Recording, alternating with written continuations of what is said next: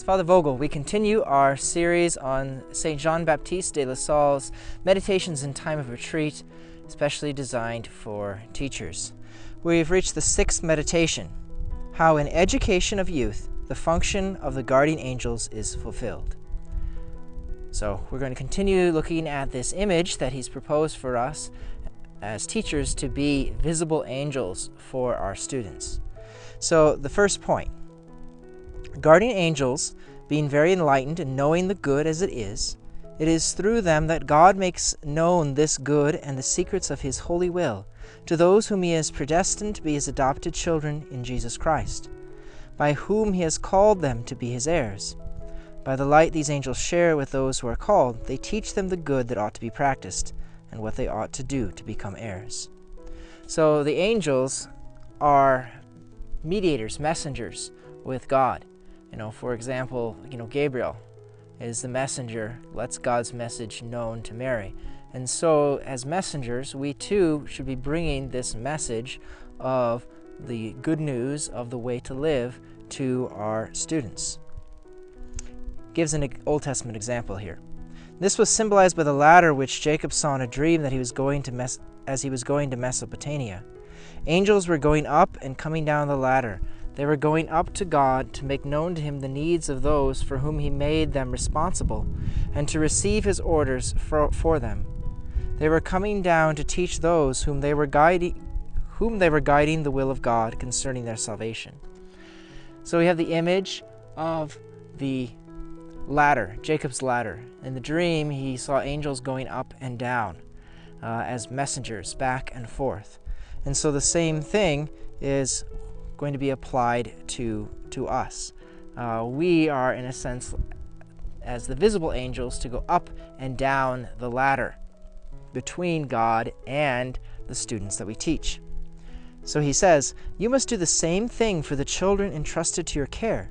It is your duty to go up to God every day in prayer, to learn from him all that you must teach your children, and then come down to them by accommodating yourself to their level in order to instruct them about what God has communicated to you for them in your prayer, as well as in the Holy Scriptures, which contain the truths of religion and the maxims of the Holy Gospels.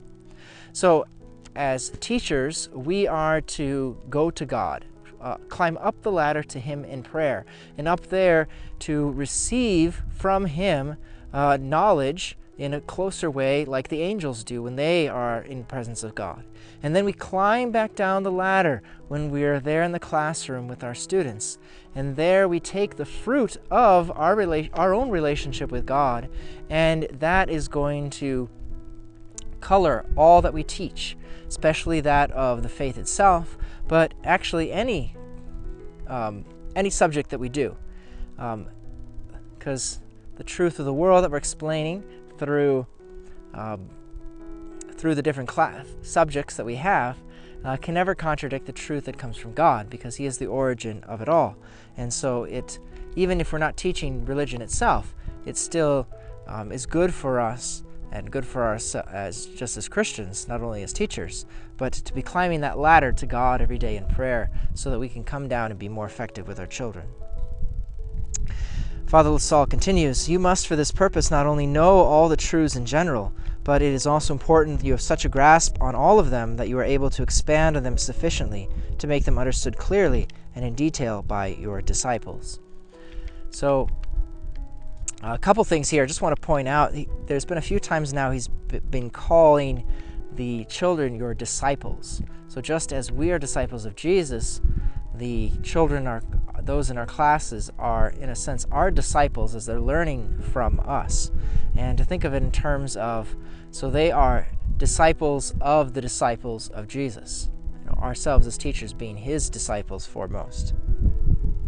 So he says in this also that you want to know the truths not just in general, but have such a grasp on them that you can explain it to their level. And it's very easy to say a bunch of fancy words and not explain it in a way that any of them are really going to understand it, or vice versa, to be so broad and general that they really don't get any information.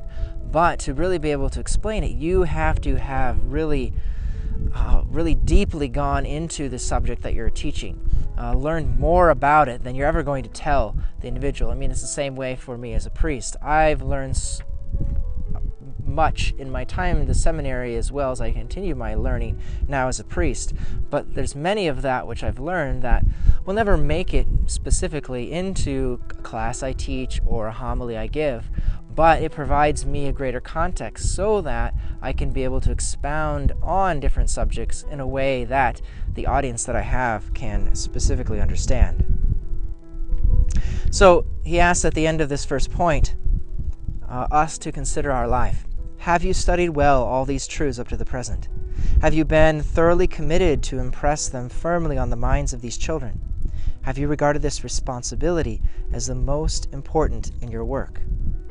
From this moment, take steps to make it your main concern to instruct perfectly those who are entrusted to you concerning the truths of the faith and the practical maxims of the Holy Gospel.